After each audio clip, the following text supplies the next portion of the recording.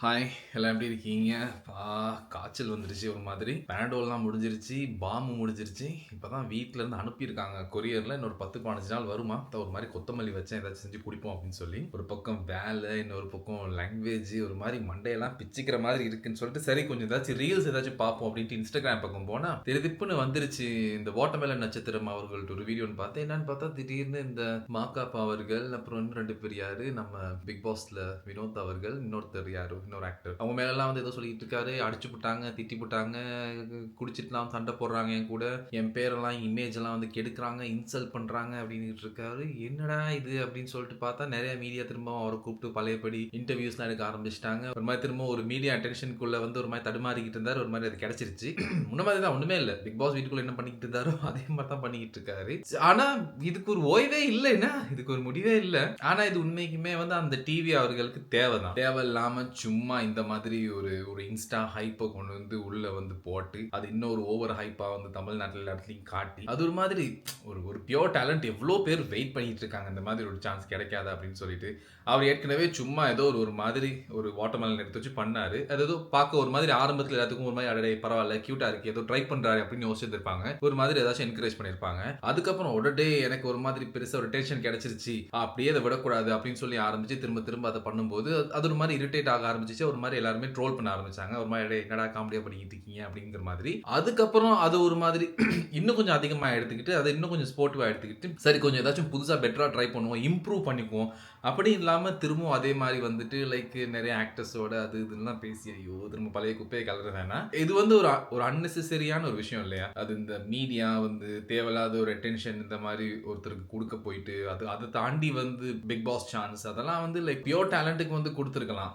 அந்த மாதிரி எவ்வளோ பேர் ஆப்பர்ச்சுனிட்டிஸ்க்காக வெயிட் பண்ணுறாங்க. மேபி இந்த மாதிரி ஒரு தெரியாதா வெளியில் பேசப்படும் பொருளாக மாறும் அப்படிங்கிற மாதிரி ஒரு விஷயத்துக்காக கொடுத்துருக்கலாம். பட் ஸ்டில் இது அவங்களுக்கே ஒரு மாதிரி ரிவர்ஸ் ஆயிடுச்சு. இப்போ ஏன்னு சொன்னால் வந்து திரும்ப வெளியில் அங்கே இந்த மாதிரி பண்ணுறாங்க, போனால் அந்த மாதிரி பண்ணுறாங்க, அசிங்கப்படுத்துகிறாங்க.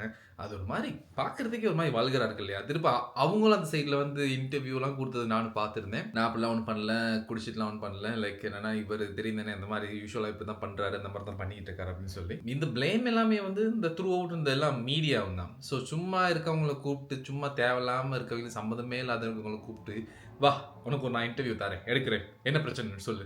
இல்லைனா ஓகே நல்லா பண்ணுறியா நீ வாட்டர்மெலன் மட்டும் தான் பண்ணுவியா இல்லை வேறு எதுவும் பண்ணுவியா வேறு ஏதாச்சும் பண்ணுவியா டான்ஸ் பண்ணுவியா ஓகே அப்படின்னு சொல்லி கூப்பிட்டு சும்மா இருந்தவங்க ஐயோ நான் நல்லா பண்ணுறேனோ இல்லையோ நீங்களாம் நல்லா பண்ணுறீங்க. இப்போ வெளில வந்துட்டு கால் தூக்கிட்டு இங்கே அடிபட்டுருச்சு அதில் அடிச்சிட்டாங்க அதெல்லாத்தையும் விட மறுபடியும் திரும்பவும் இதை வந்து சொல்லிடுறாரு. நான் எல்லாத்துக்கும் மேலே படித்தவன், நான் வந்து டாக்டருக்கு படிச்சிருக்கேன், நான் வந்து ஒரு ஒரு ப்ரொஃபஷனில் இருக்கேன், என் ப்ரொஃபஷன்லேருந்து நான் கீழே வந்து பேச முடியாது, அவங்க லெவலுக்கு என்னால் இறங்கி பேச முடியாது.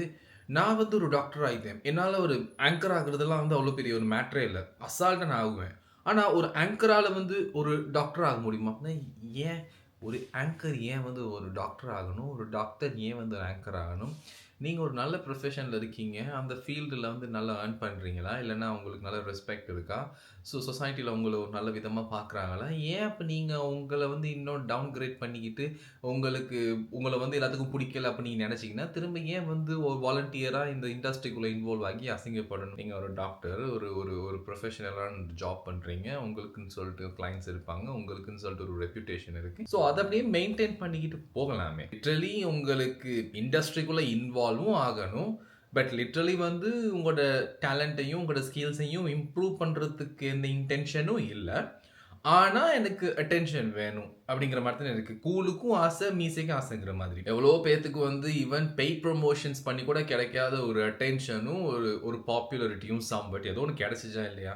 ஸோ அதை இன்னும் கொஞ்சம் ஒரு நல்ல விதமாக யூஸ் பண்ணிக்கிட்டு லைக் ஒரு நெட்ஒர்க்கை வளர்த்துக்கிட்டு ஒரு ஸ்கில்லை வளர்த்துக்கிட்டு கொஞ்சம் ஏதாவது ஒரு ட்ரான்ஸ்ஃபர்மேஷன் ஏதாச்சும் பண்ணிக்கிட்டு கொஞ்சம் ஏதாச்சும் நடிப்பெல்லாம் கற்றுக்கிட்டா ஏதாவது சான்சஸ் கிடைக்கும் தானே. இப்போ ரீசெண்டாக கூட வந்து விக்னேஷ் சிவன் அவர்கள் ஒரு படம் வச்சதுன்னு எல்லாம் ஐக்கேன்னு சொல்லி அந்த படத்துலேயும் கூட ஒரு சீன் இருக்காங்க. ஏதோ ஒரு ஒரு சீனோ 10 சீனோ சம்பட் ஏதோ ஒரு மூவியில் வந்து ஒரு ஆப்பர்ச்சுனிட்டி கிடைக்குது தானே. அப்படி இருக்கும்போது லைக் இன்னும் கொஞ்சம் பெட்டராக இம்ப்ரூவ் பண்ணிக்கிட்டா, இன்னும் கொஞ்சம் நல்ல நல்ல ஸ்கில்ஸை வளர்த்துக்கிட்டா, கொஞ்சம் நடிக்க கற்றுக்கிட்டா இன்னும் இத விட அதிகமான சான்சஸ் வரும் தானே. அத விட்டுப்புட்டு வந்து இந்த மாதிரி எல்லார் மேலயும் வந்து ஒரு ஒரு ஃபால்ஸ் அலிகேஷன்ஸ் வச்சுக்கிட்டு, எப்படி இருந்தாலுமே நாளைக்கு நீங்க இண்டஸ்ட்ரிக்குள்ள வரணும், எனக்கு மீடியாக்குள்ள வரணும், எனக்கு வந்து ஃபில்ம் இண்டஸ்ட்ரிக்குள்ள கண்டிப்பா வந்து ஒரு பெரிய இடத்துக்கு போகணுங்கிற ஒரு ஆசை இருந்துச்சுன்னா, ஏன் தேவையில்லாம வந்து இந்த மாதிரி தப்பான வார்த்தைகள்லாம் பேசி, உங்க மேல இருக்க மரியாதைய இன்னும் அசிங்கப்படுத்திக்கிட்டு, அதே நேரத்துல வந்து உங்களுக்கு கிடைக்க வேண்டிய ஃபியூச்சர் ஆப்பர்ச்சுனிட்டீஸ் எல்லாம் நீங்களே அழிச்சுக்கிறீங்க. அது என்ன சொல்றது?